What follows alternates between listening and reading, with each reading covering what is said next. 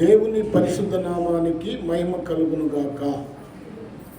ప్రభునందు ప్రియ దేవుని పిల్లలారా, ఈ మంచి ఉదయకాల సమయంలో మరొకసారి ఆదికాండము 49వ అధ్యాయము,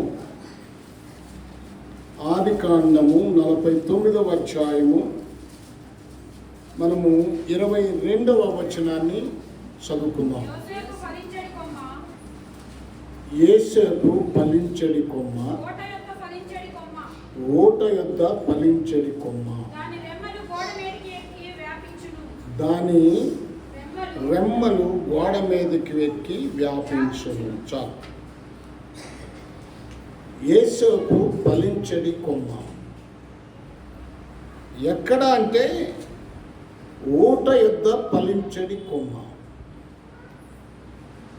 యాకోబు ఒక చెట్టు అయితే ఆ చెట్టుకు 12 కొమ్మలు, ఆ కొమ్మలలో ఒక కొమ్మ యోసేపు. కొమ్మలన్నిటిలో కల్లా యోసేపు కొమ్మ ఫలించుచున్నది, ఫలిస్తుంది. ఇది తండ్రి దీవెన. యాకోబు ఆశీర్వదిస్తున్నాడు ఆ విధంగా యోసేపు. ఎక్కడ ఫలిస్తున్నాడు అంటే ఊట యొద్ద అని చెప్పబడింది. ఊట అంటే ఒక చెట్టు ఫలించాలంటే ఊట కావాలి, నీరు కావాలి. అందుకనే బైబిల్ చెప్తుంది, నీటి వారన నాటబడినదై ఆకు వాడక తన కాలమందు ఫలించు చెట్టు వలె మీరుంటారు. నీటి కాలవల ఓరన ఎవరి గురించి చెప్తున్నాడు? ధర్మశాస్త్రమును దివారాత్రములు ధ్యానించు వారి సంగతి చెప్తున్నాడు. ధర్మశాస్త్రము అంటే వాక్యము. వాక్యము ఎవరి జీవితంలో ఉంటుందో, వాక్యము ఎవరు గైకుంటారో వారు ఫలిస్తారు. వారు దేవునితో అంటగట్టబడి ఉంటారు. ద్రాక్షవల్లితో అంటగట్టబడిన తీగలు ఫలించినట్లుగా వాక్యముతో అంటగట్టబడిన వారు, వాక్యానుసారంగా బ్రతికేవారు ఆ విధంగా ఫలిస్తారు. అందుకనే ఇక్కడ రాయబడింది ఏంటంటే, నీటి ఊట యొద్ద ఫలించడి కొమ్మ. ఎవరంటే యేసు. మీకు గతంలో ఒక మాట చెప్పాను. ఆయన ఫలించటానికి గల కారణం నమ్మకస్తుడు. దేనిలో నమ్మకంగా ఉన్నాడు? ఆయన పోతేఫరు ఇంటిలో ఆయన డబ్బు విషయంలో నమ్మకంగా ఉన్నాడు. ఆయన పొందిన కళ విషయంలో నమ్మకంగా ఎదురు చూస్తూ ప్రార్థన చేశాడు. ఆయన దేవుని స్వారూప్యములోనికి మార్చబడిన వ్యక్తి. చిన్నతనము నుంచి కూడా యోసేపు తన 17వ ఏట అన్నలతో కలిసి మందలు మేపటానికి వెళ్ళాడు. ఆ మందలు మేపేటప్పుడు వారు చేస్తున్న చెడు విషయాలన్నీ కూడా యోసేపు తన తండ్రి అయినటువంటి యాకోబుకు తీసుకొచ్చి చెప్తా ఉన్నాడు. డాడీ, ఈరోజు రూబేన్ అన్నయ్య ఇదిగో ఇలాగ చేశాడు, లేవి అన్నయ్య ఇలాగ చేశాడు, పలానా అన్నయ్య ఇలాగ చేశాడని వారు చెడు నడతలను గురించి, చెడు ప్రవర్తనను గురించి తండ్రికి చెప్తూ ఉన్నాడు. ఇది చాలా ప్రాముఖ్యమే. మనం బైబిల్లో చూసినప్పుడు ఆదికాండములోనే ఉంటుందన్నమాట. ఆదికాండము మనం చదివితే 37వ అధ్యాయం 2వ వచనంలో ఉంటుంది. చదవద్దులేండి ఇప్పుడు. మనం చూసినప్పుడు వారి చెడుతనము విస్తరిస్తూ ఉంది కనుక దాన్ని కంట్రోల్ చేయటానికి యోసేపు తన తండ్రి వద్దకు తీసుకొచ్చి చెప్తా ఉన్నాడు. చెడుతనం అనేది చాలా భయంకరమైంది. నోవాహు కాలంలో జలప్రళయం రావడానికి కారణం ఏమిటంటే ఆ రోజు వారందరూ చెడిపోయి ఉన్నారు. దుష్టత్వం, చెడుతనం అంటే దుష్టత్వం, దాని పర్యాయ పదము దుష్టత్వము. దుష్టత్వం ఎక్కువగా ఉంది. వారు చెడిపోయారు. అందుకే జలప్రళయం వచ్చింది. ఆ ప్రపంచానికి నాశనము రావటానికి గల కారణం చెడుతనమే, దుష్టత్వమే. ఇప్పుడు యోసేపు తన అన్నల చెడుతనాన్ని లేక దుష్టత్వాన్ని తండ్రి అయినటువంటి యాకోబుకు తెలియజేస్తున్నాడంటే, మనందరము ఒక సంఘం, సంఘములో మనందరము సహోదరి సహోదరులం. మనలో ఏదైనా చెడుతనము ఉంటే పక్కన వారు ఆ చెడుతనాన్ని గురించి అల్లరి చేయకూడదు. ఏం చేయాలి? తండ్రి అయిన దేవునికి మొర్ర పెట్టాలి. చాలామంది సంఘస్థులు నేను చూస్తూ ఉంటాను, మనోళ్ళు కానీ బయట వాళ్ళు కానీ ఎవరైనా సరే, వారు కూర్చున్నప్పుడు, ఇద్దరు కూర్చున్నారనుకోండి లేక ముగ్గురు కూర్చున్నారనుకోండి, ఎవరిలో ఒక బలహీనత ఉందనుకోండి, ఆ బలహీనతను గురించి వారు ముచ్చటించుకుంటూ ఉంటారు. నీకు తెలుసా ఈ సంగతి? ఫలానా ఆమె ప్రార్థనకు వస్తుంది కానీ ఆమె ఫలానా చోట దొంగతనం చేసింది, ప్రార్థనకు వస్తుంది కానీ వాళ్ళ అత్త మీద తిరుగుబాటు చేస్తుంది, ఆమె కోడలను అసలు యాగనీయదు. నీకు తెలుసా ప్రార్థనకు వస్తుంది కానీ ఆమె ఇంకొకటితో సంబంధం పెట్టుకుంది, అతను సంఘ పెద్దగా ఉన్నాడు కానీ అతను ఇంకొక స్త్రీతో సంబంధం కలిగి ఉన్నాడు. ఇలా చెప్పుకుంటూ ఉంటారు. నేను అడుగుతున్నాను, ఇలా చెప్పుకుంటారు మంచిదే కాదని నేను చెప్పుకుంటారు, ఒక విషయం ఉందని. ఆ చెప్పుకునేవారు వీరందరి గురించి మనము ప్రార్థన చేద్దాము, దేవుని దగ్గర విజ్ఞాపన చేద్దాము అనే ఆలోచన ఎవరికైనా వస్తుందా? అసలు చేస్తారా ప్రార్థన? గంటల తరబడి ఇతరుల గురించి చెప్పుకుంటూ ఉంటారు, వాళ్ళట్ట వీళ్ళిట్ట అని. కనీసం ఒక 10 నిమిషాలైనా వారి గురించి ప్రార్థన చేయాలి, వారి గురించి విజ్ఞాపన చేయాలి. ప్రభునందు ప్రియ దేవుని పిల్లలారా, ఇది చాలా భయంకరమైన తప్పు. మనం ఏం చేయాలి? తండ్రి దగ్గరకు తీసుకొచ్చి ఆ విషయాన్ని చెప్పాలి. యోసేపు ఎందుకు ఫలిస్తున్నాడంటే కారణం అదే.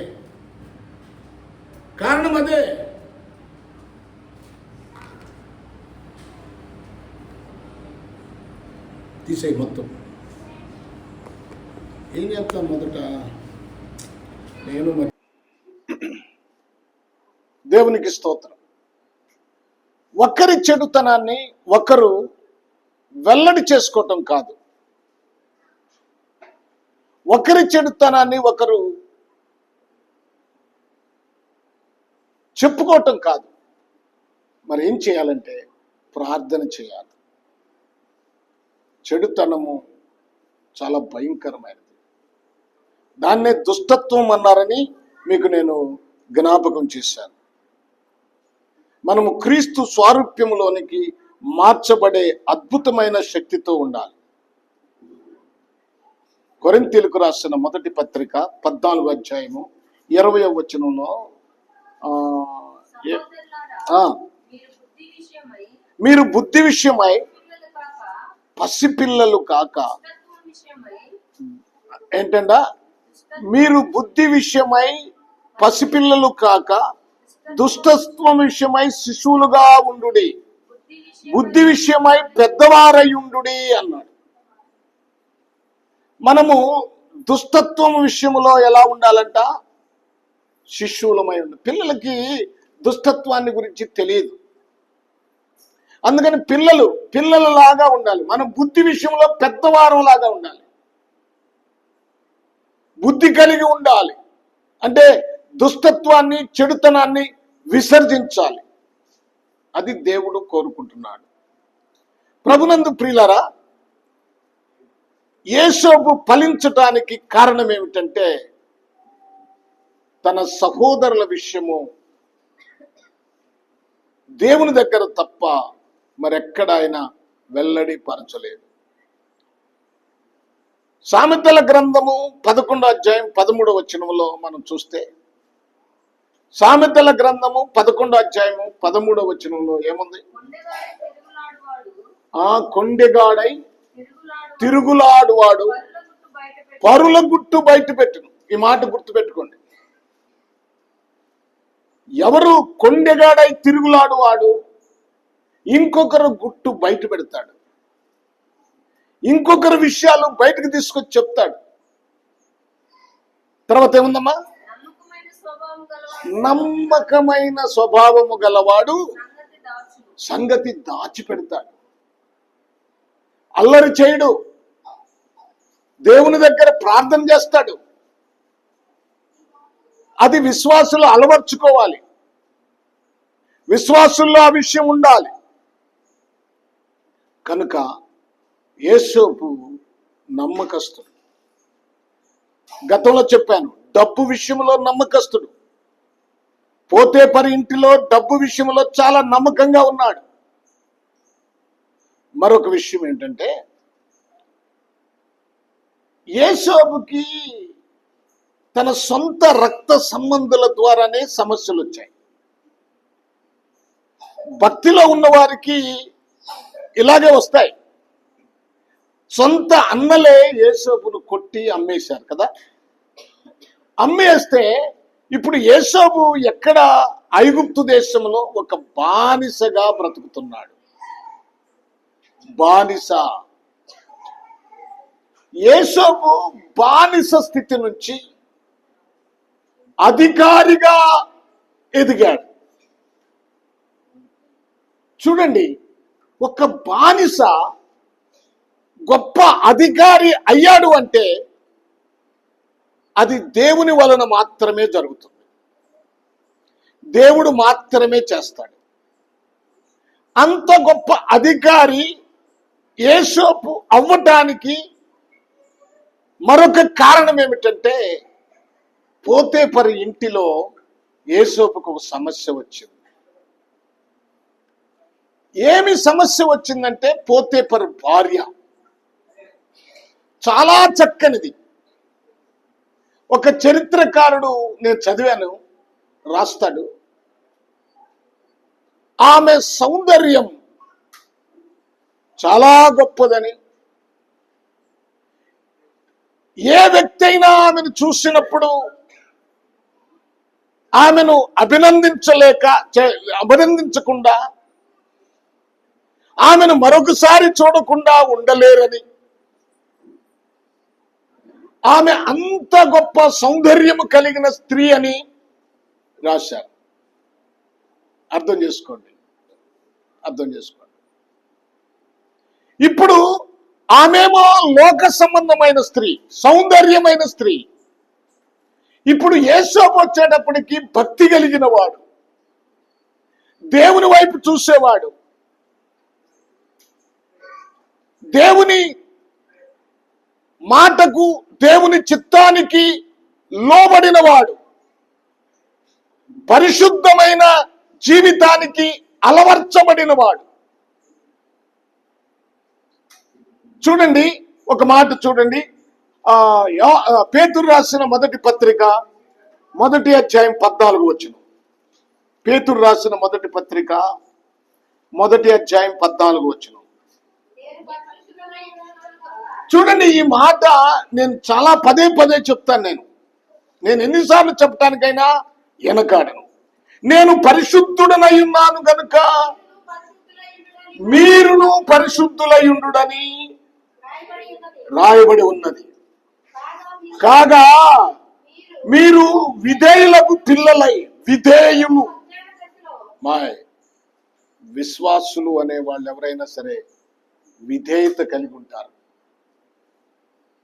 నువ్వు నిజంగా మారు మనసు పొందావా, బాప్తిసం పొందావా, నువ్వు విధేయత కలిగి ఉండాలి. విధేయులైన పిల్లలై మీకుండిన ఆశలను అనుసరించి ప్రవర్తింపక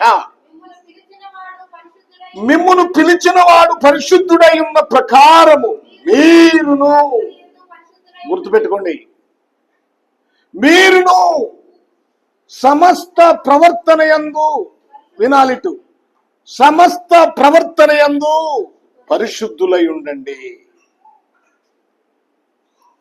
పరిశుద్ధతను చాలా జాగ్రత్తగా కాపాడుకోవాలి దేవుని పిల్లలు. అదే దేవుని చిత్తం. దేవుని చిత్తం ఏంటి నీ పట్ల? పరిశుద్ధంగా జీవించటమే దేవుని చిత్తం.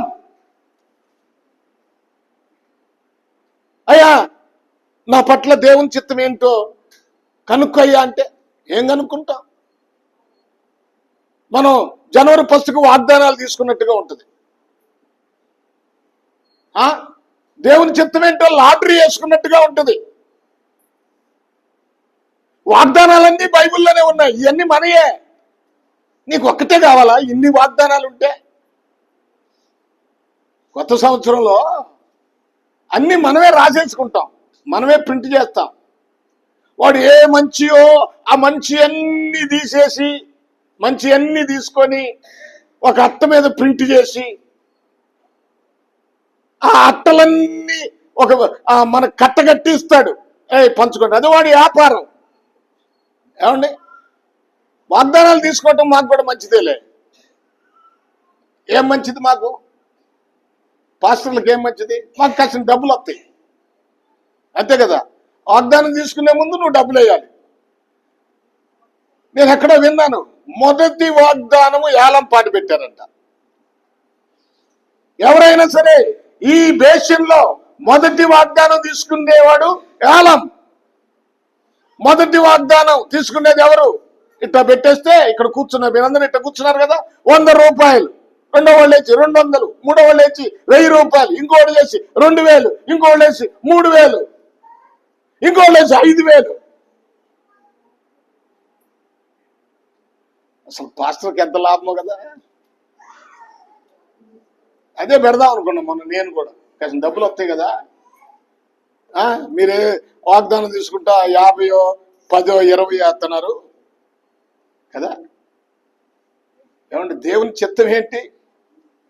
దేశంలో వాగ్దానం తీసుకోవటం ఆ ఒక్క వాగ్దానమేనా? వాగ్దానాల గని మనకి బైబిల్ ఇచ్చాడు.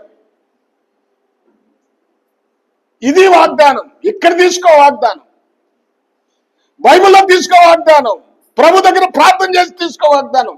ఏదో ఒకటి వస్తుంది కదా తీసుకుంటే. ఇది మనుష్యులు నిర్ణయించిన పద్ధతులు. ఈ పద్ధతులను దైవోపదేశాలని మనం మోసపోతున్నాం. దేవుని చిత్తం ఏమిటి అంటే, ఆయన వాగ్దానం ఏమిటంటే నువ్వు పరిశుద్ధముగా జీవించుటే దేవుని చిత్తము. తెస్సలోనీయులకు రాసిన మొదటి పత్రిక 4వ అధ్యాయము చూడండి. 4వ అధ్యాయము అమ్మా, 4వ అధ్యాయం 17వ వచనం. తెస్సలోనీయులకు రాసిన ఎన్నో వచనమ్మా? 7, 3 నుంచి చదువు. చూడండి, మీరు పరిశుద్ధులగుటయే అనగా, చూడండి, జారత్వము నుండి. మా జాగ్రత్తగా వినండి. ప్రార్థనకు వస్తే ప్రయోజనం లేదు. మీరు వచ్చి ఏం సాధిస్తారు? ప్రార్థనకు వచ్చినంత మాత్రాన మీరు ఏం సాధిస్తారు? సాధించేది ఏమీ లేదు. సాధించాల్సింది ఒకటి ఉంది. అది సాధించి ప్రార్థన చేస్తే ప్రయోజనం. ఏమిటంట? జారత్వము నుండి జారత్వమునకు దూరముగా ఉండుటే అది అది వాగ్దానం. తర్వాత ఏముంది? మీలో ప్రతివాడును అన్యజనుల వలె. మీరు ఇప్పుడు ఏంటి? మీరు ప్రభువుని నమ్ముకున్నారు. అన్యజనుల పద్ధతులను ఆచరించొద్దు. అన్యజనులు ఎలాగ నడుస్తారో అలాగ నడవద్దు. మనం క్రీస్తును పోలిన వారు, క్రీస్తును కలిగి నడుస్తున్నాం. మనము క్రీస్తును పోలి నడిచేవారం గనుక మనం అన్యజనుల వలె నడవకూడదు. కామాభిలాషయందు కామం అంటే ఎవరని చెప్పొద్దు. ఒక ఆయన పశ్చాత్తాపడతా, అయ్యా నాకు ఎవరిని చూసినా కూడా, నాకు ఏ వ్యక్తిని చూసినా కూడా నాకు ఆలోచనే వస్తుంది. చివరికి ముసలోళ్ళను చూసినా నాకు ఆలోచనే వస్తుంది. పాస్టర్ గారు నా కోసం ప్రార్థన చేయండి అన్నాడు. ఇప్పుడు కాదు, 20 సంవత్సరాల క్రితం.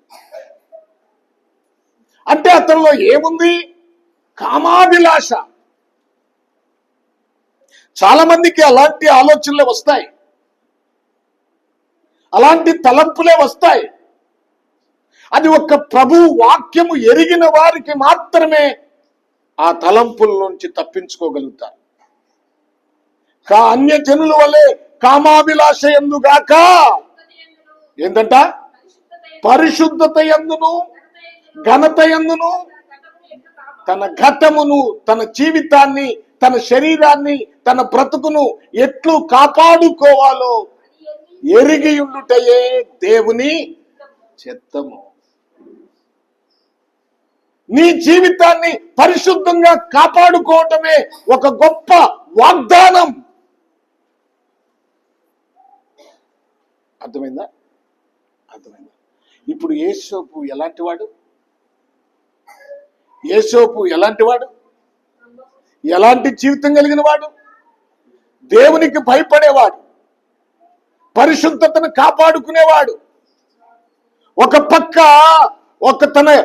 తన సొంత యజమానురాలే ఒక అందమైన స్త్రీ ఎదుట, దాన్ని ఏమంటారు, ఏదో సుందరి అంటారు కదా, ఏం సుందరిది ఏదో అంటారు, త్రిలోక సుందరో భూలోక సుందర అతిలోక సుందరో ఏదో అంటారు. ఒక పక్క అతిలోక సుందరి ఉన్నది,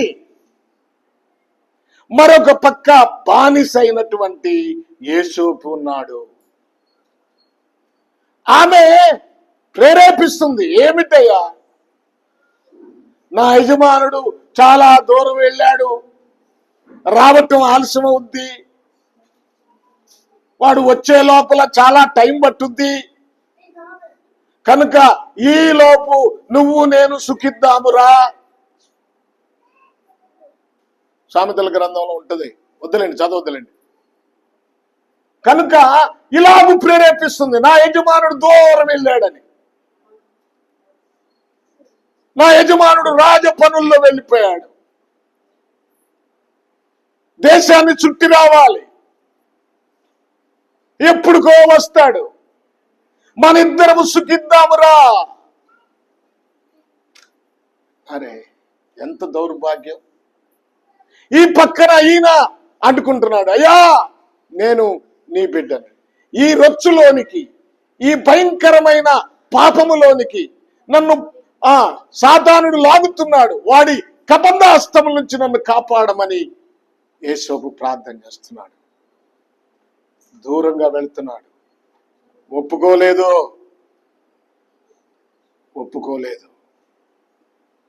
ఇది చాలా భయంకరమైన విషయం, వద్దు,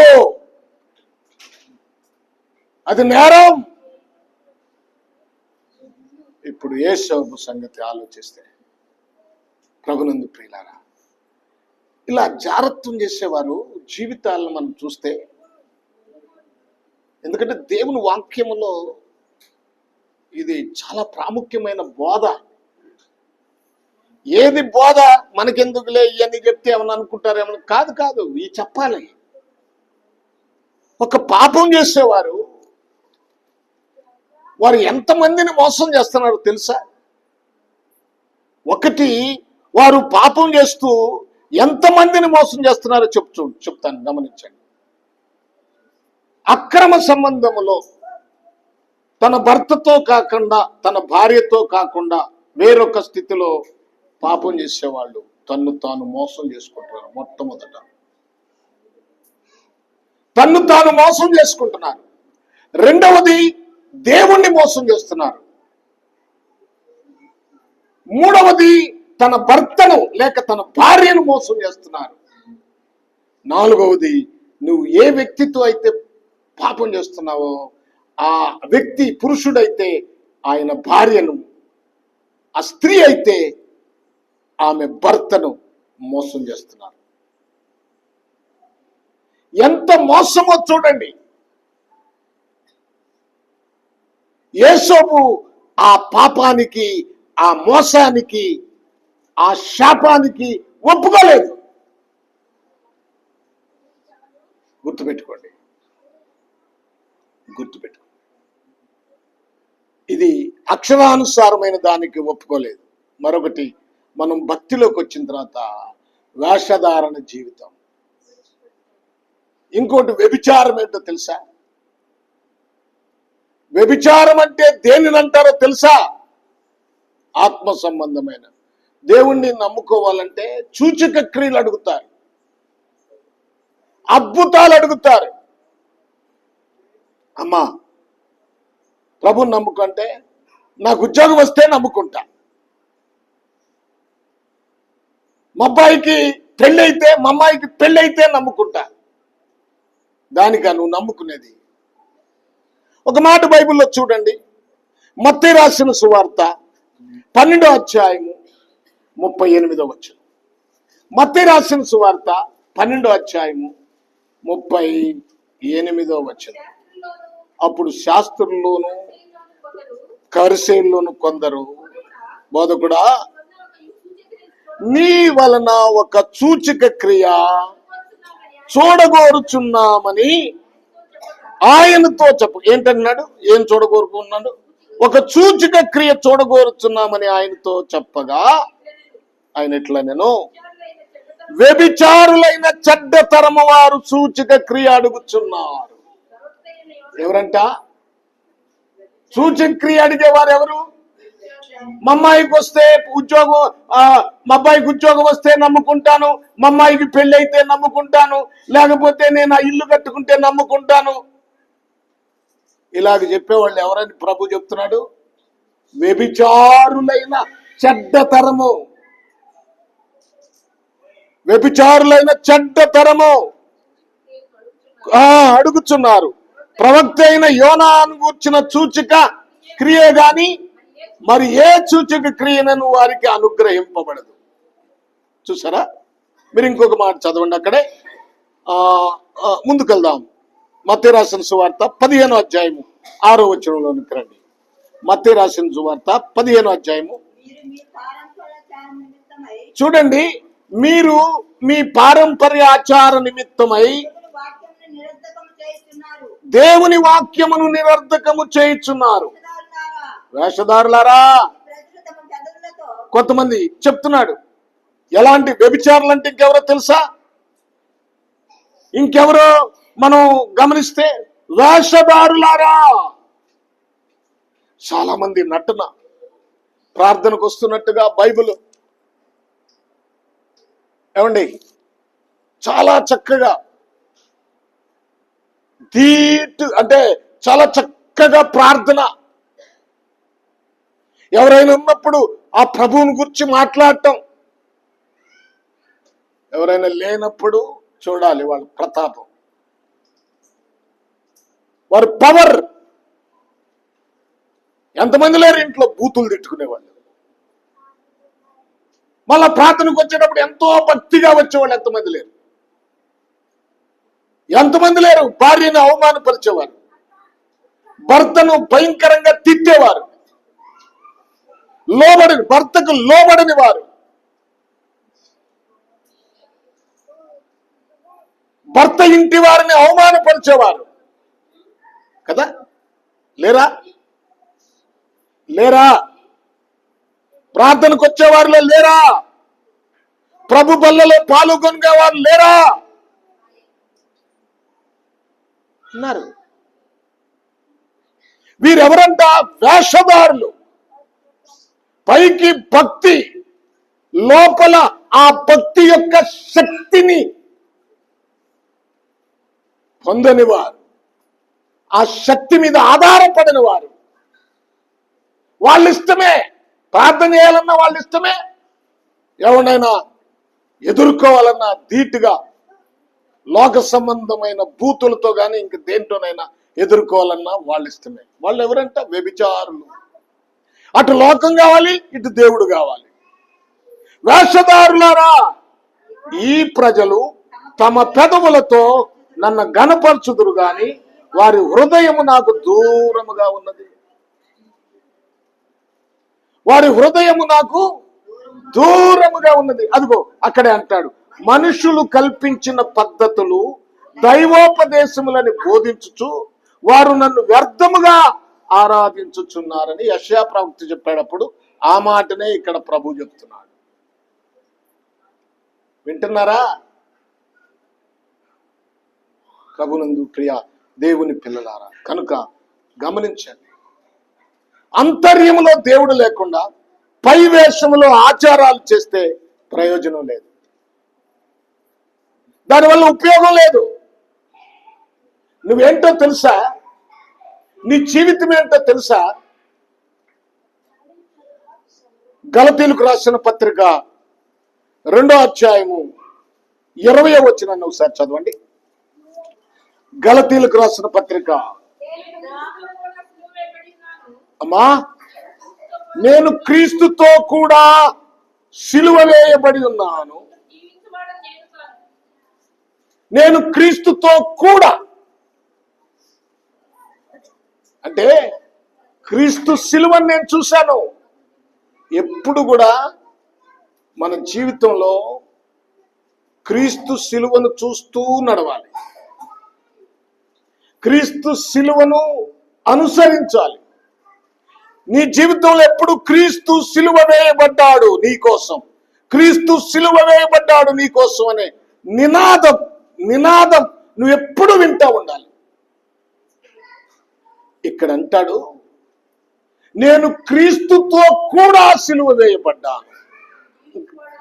ఇక జీవించువాడను మరెవరు? క్రీస్తే నాయందు నేను సిలువ వేయబడ్డాను. ఈ శరీరం నాది కాదు. ఈ శరీర ఇచ్చలు తీర్చుకోవడానికి ఈ శరీరం లేదు. చనిపోయిన శరీరం మృతమైపోయింది. చచ్చినోడికి ఏమన్నా కోరికలు ఉన్నాయా?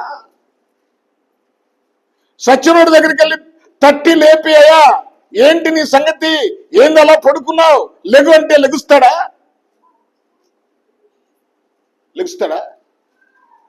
లెగవడు. ఈ శరీరంలో ఇక కోరికలు లెగవు. సిలువేయబడింది శరీరం, చనిపోయింది శరీరం, మృతమైపోయింది శరీరం. ఇక నాలో జీవించుచున్నది క్రీస్తే, ఆయన వాక్యమే. ఇంకెక్కడిది కోరికలు? శరీర సంబంధమైన కోరికలు, పాపపు తలంపులు ఇంకెందుకు వస్తాయి? ప్రభునందు ప్రియ దేవుని పిల్లలారా, ఇంకొక మాట చదవండి. రోమా పత్రిక 8వ అధ్యాయము 9వ వచనం. రోమా పత్రిక 8వ అధ్యాయం.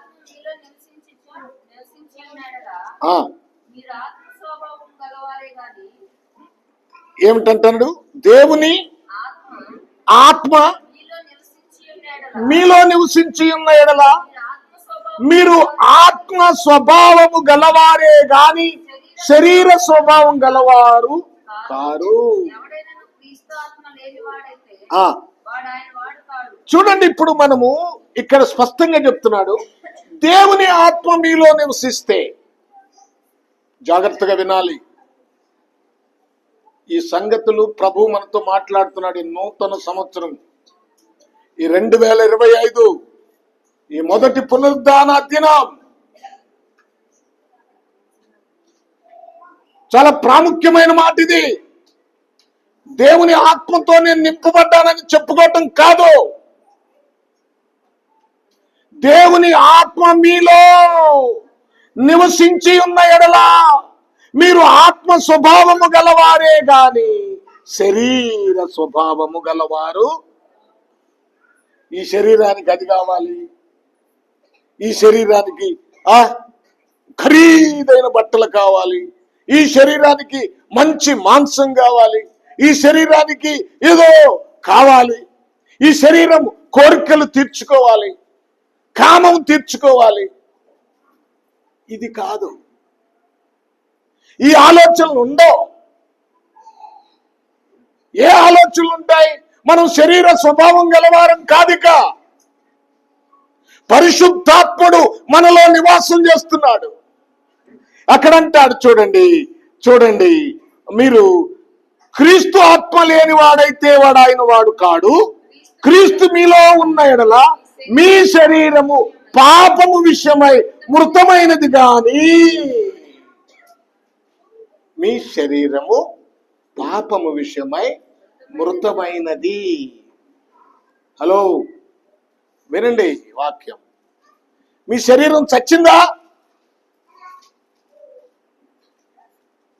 శరీర సంబంధమైన కోరిక భార్యాభర్తల మధ్య కాకుండా ఇంకెక్కడైనా ఏదైనా జరిగిందంటే అది నీ బ్రతుకును నువ్వు నాశనం చేసుకుంటున్నావని అర్థం. దేవునికి అసహ్యం అన్న సంగతి మర్చిపోమాకండి. అది దేవునికి అసహ్యం అన్న సంగతి మర్చిపోమాకండి. ప్రభునందు ప్రియా దేవుని పిల్లలారా, ఈ శ్రేష్టమైన సమయంలో జ్ఞాపకం చేసుకుందాం.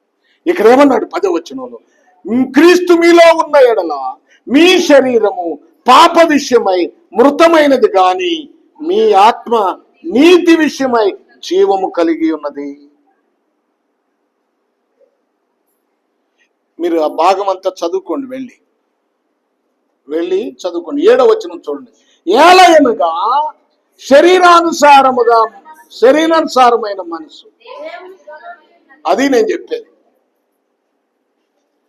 చెప్పేది ఏంటంటే, శరీరానుసారమైన మనస్సునే, శరీర సంబంధమైన ఆశలతో నింపబడిన మనసుందే, అది దేవునికి విరోధమైనది. అది దేవుని ధర్మశాస్త్రానికి లోబడదు, ఎంత మాత్రము లోబడనేరదు. కాగా శరీర స్వభావం గలవారు దేవుని సంతోషపరచనేరడు. నువ్వెంత శరీర స్వభావం, నేను అదే చెప్తాను. నువ్వు పాపం చేస్తూ ఎంత ప్రార్థన చేసినా దేవుని సంతోషపరచలేవు. ఎన్ని కానుకలు ఇచ్చినా దేవుణ్ణి సంతోషపరచలేవు. ఒక మందిరాన్ని కట్టించిన దేవుణ్ణి సంతోషపరచలేవు. ఏమండి, నువ్వు పాపం మానుకోకుండా శరీర సంబంధమైన జీవితాన్ని జీవిస్తూనే నువ్వు ఏది చేసినా దేవుడు సంతోషించడు.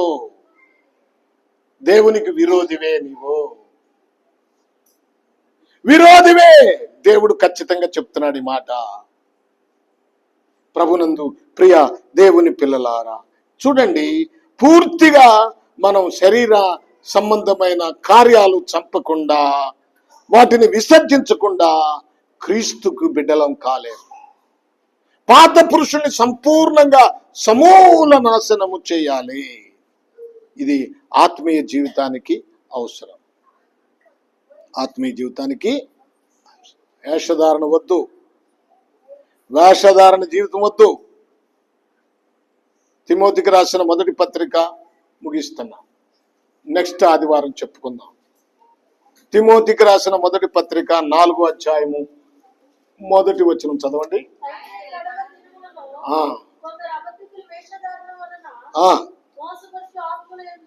మోసపరుచు ఆత్మల యందును లక్ష్యముంచి దయ్యముల బోధలు, రకరకాలు వచ్చేసినాయి బోధలు. మీరు ఇప్పుడు వినే బోధ తప్ప ఇంకొక బోధను మీరు లక్ష్య పెట్టొద్దు. ఎవడో వస్తాడు, ఏదేదో చెప్తాడు, అవన్నీ మీరు విని మీ జీవితాలని పాడు చేసుకోవద్దు. విశ్వాస భ్రష్టులగుదురని ఆత్మ తేటగా చెప్పుచున్నాడు. ఇంకొక మాట చదివిస్తాను నేను, ఏమొద్దు. తిమోతికి రాసిన మొదటి పత్రిక 3వ అధ్యాయము మొదటి నుంచి చదువుకుందామా? తిమోతికి రాసిన 2వ పత్రిక 3వ అధ్యాయము మొదటి. చూడండి, ఇప్పుడు నేను చదివేది ఎవరైనా ఈ నూతన సంవత్సరం మీ జీవితాల్లో ఉంటే ఇప్పుడు తీసేసుకోవాలి. అందరూ జాగ్రత్తగా వినాలి, అందరూ వినాలి, నేను చెప్పే మాట వినాలి. ఎవరు అటు ఇటు చూడద్దు, మీ బైబిల్ అంక చూడండి, నా ఇంక చూడండి. అంత్య దినములలో అపాయకరమైన కాలములు వచ్చుచున్నవని తెలుసుకొనుము. ఎలాగనగా మనుషులు స్వార్థ ప్రియులు. నీ స్వార్థం కోసం నువ్వు పనిచేయద్దు, ఇతరుల మేలు కోసం పనిచేయాలి. మనుషులు స్వార్థ ప్రియులు, ధనాపేక్ష గలవారు, ధనం కోసం పరుగులెత్తొద్దు. తర్వాత ఏమన్నాడు? బింకములాడువారు, తర్వాత అహంకారం. ఉన్నారా? నాకు మంచి ఉద్యోగం ఉంది, పిల్లోడు, లేకపోతే నాకు బోల్డంత డబ్బు ఉంది. పాస్టర్ గారు, ఒక చోటకి వెళ్ళాను నేను. పాస్టర్ గారు ఎంతసేపు చెప్తారండి వాక్యం, ఆపండి. ఏంటంటే ఆ పాస్టర్ గారికి స్పాన్సర్ ఆయనే. ఏదైనా కావాలంటే పోయి ఆయన అడగాలి. వాడికి అహంకారం. అహంకారులు బయలుదేరారు, వాళ్ళు నాశనానికి వెళ్తారు. అహంకారులు, దోషకులు.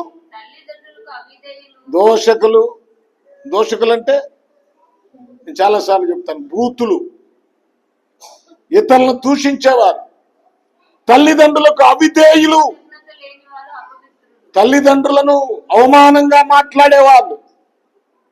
చూడండి, కృతజ్ఞత లేని వారు. ఏదైనా మేలు చేసి, ఒక మాట ఉంది బైబిల్లో, మేలు చేసి మర్చిపో, కానీ మేలు పొంది మాత్రము మర్చిపోవద్దు. మేలు చేసి మర్చిపోవాలంతే. నేను ఫలాంది చేశాను వాడికి అనే ఆలోచన నీలోకి రాకూడదు. కానీ ఫలాంది చేశావు అని, ఫలాంది అతడు నాకు చేశాడు అని మాత్రం మర్చిపోకూడదు. నేను ఒకసారి చాలా బాగా ఆకలిగా ఉన్నాను. షాబాద్ అన్నం లేక 2 రోజులైంది. ఒక ఇంటికి వెళ్ళి సువార్త చేస్తున్నాను. అప్పట్లో నేనంటే చిన్నవాడిని కనుక సేవలో అంత ఎవరికి ఆలోచన ఉండదు. అందుకని చిన్న సేవకుల్ని తృణీకరించొద్దు. ఆ ఇంటి యజమానుడు బయట నుంచి వస్తా జామకాయలు పట్టుకొచ్చాడు. చాలా ఆకలిగా నేను అనుకున్నాను, ఒక కాయ నాకు ఇస్తే బాగుండు ప్రభు అనుకుంటున్నాను. ఆయన అక్కడ పెడతా వెంటనే ఒక కాయ తీసుకొచ్చి నా చేతిలో పెట్టి, తినండి పాస్టర్ గారు అన్నాడు. పర్వాలేదు తినండి, ఆవిడ చెప్తున్నాడు, మంచినీళ్ళు తీసుకొచ్చి అన్నాడు. ఆ కాయ తిన్నాను, ఆకలి సర్దుకుంది, మంచినీళ్ళు తాగాను. అతను ఏం చేశాడు? ఆ టైంలో నాకు మేలు చేశాడు. తర్వాత వాళ్ళు చాలా చితికిపోయారు. నా దగ్గర ఉన్నప్పుడల్లా డబ్బులు ఇచ్చేవాడు, ఇచ్చేవాడు. అయి కాకుండా మరలా ఒకరోజు వాళ్ళు అవసరత చెప్పారు, నాకు ఒక 25,000 కావాలని. ఇచ్చాను. ఇంతవరకు అడగను కూడా. ఆయన ఒక్క జామకాయతో ఆ రోజు నేను కృంగిపోయిన టైంలో, అసలు ఈ ప్రాణం నిలబడుద్దా లేదా అనుకుంటున్న సందర్భంలో, ఇక్కడే తెనాల్లోనే ఒక కాయ ఇచ్చాడు. ఆయన ఒక రోజు అడిగాడు, ఏంటి పాస్టర్ గారు నా మీద ఇంత ప్రేమ చూపిస్తున్నావు అంటే, నేను చెప్పాను, నా ప్రాణం కృంగిపోయినప్పుడు నీవు ఒక్క జామకాయ ఇచ్చావయ్యా, ఆ జామకాయతో నేను తెప్పరిల్లుకున్నాను, అది నేను ఎన్నడూ మర్చిపోలేనయ్యా. ప్రభునందు ప్రియ దేవుని పిల్లలారా, ఆ కృతజ్ఞత ఉండాలి. మేలు చేసినప్పుడు కృతజ్ఞతను వదిలిపెట్టకూడదు. ప్రభునందు ప్రియ దేవుని పిల్లలారా, కృతజ్ఞత లేని వారు అపవిత్రులు అంట. ఈ రోజుల్లో కృతజ్ఞత ఉండదు, అపవిత్రులు ఉండరు. అనురాగ రైతులు, అతిద్వేషులు. టైం అయిపోయింది కనుక నేను చదివేస్తున్నా. అపవాదికులు, అజితేంద్రియులు, క్రూరులు, సజ్జన దేశులు, ద్రోహులు, మూర్ఖులు, గర్వాంతులు, దేవుని కంటే సుఖానుభవమును ఎక్కువగా ప్రేమించువారు, పైకి భక్తి గలవారు వలె ఉండి దాని శక్తిని ఆశ్రయించని వారునయుందురు. ఇట్టి వారికి విముఖుడు అయి ఉండుము తిమోతి. ఇట్టి వారితో జాగ్రత్తగా ఉండు. వాళ్ళు విశ్వాసులు, సంఘంలోనే ఉంటారు, సంఘానికి వస్తానే ఉంటారు. వాళ్ళ బ్రతుకులు మారు, వారి ఆలోచనలు మారు. ఆ బయట ఉన్న లోకాన్నంతా తీసుకొచ్చి ఈ సంఘంలో రుద్దుతారు.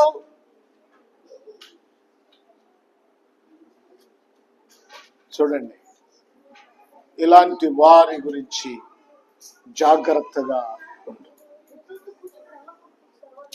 జాగ్రత్తగా ఉండు. ప్రభునందు ప్రియ దేవుని పిల్లలారా, ఈ శ్రేష్టమైన సమయంలో మనం జ్ఞాపకం చేసుకుందాం. యేసోబు జీవితాన్ని మనం చూస్తే, అతడు సౌందర్యగలమైన స్త్రీ అతన్ని పాపానికి ప్రేరేపించిన దూరంగా పారిపోయాడు. రక్షింపబడిన నీవు ఆత్మ సంబంధమైన వ్యభిచారిగా ఇలాంటి లక్షణాలు నీ జీవితంలో లేకుండా వీటి నుండి నువ్వు దూరంగా పారిపోయినప్పుడే యేసోబులాగా ఆశీర్వదించబడతావు. అది అక్షరానుసారంగా ద్వేషించాడు యేసోబు. నీవు ద్వేషించాల్సింది ఇదిగో ఈ లక్షణాలు. ఈ 19 లక్షణాలు ఉన్నాయి. ఈ 19 లక్షణాలను ద్వేషిస్తేనే నువ్వు దేవుని బిడ్డగా గుర్తించబడతావు, లేకపోతే లేదు. యేసోబు ఫలించటానికి కారణం పాపాన్ని ద్వేషించాడు, దూరంగా పారిపోయాడు. ఇంకా కొన్ని లక్షణాలు ఉన్నాయి, తర్వాత చెప్పుకుందాం. తల్ల వంచండి, ప్రార్థన చేసుకుందాం. ప్రభువా, నేను కూడా ఆ విధంగా నేను జీవిస్తాను. ప్రభువా, యవనస్తులు ప్రార్థనలో ఉండాలి, బలమైన ప్రార్థన చేయాలి. స్తోత్రములు, స్తోత్రములు, స్తోత్రములు. హల్లెలూయా. యవ్వనులు దేని చేత వారి నడతలు దిద్దుకుంటారు? వాక్యం లేకపోతే మీ నడతలు దిద్దబడవు. యవనస్తులారా, పురుషులు గాని స్త్రీలు గాని వాక్యాన్ని అవగాహన చేసుకోండి, వాక్యాన్ని అర్థం చేసుకోండి. Praise the Lord, praise the lord.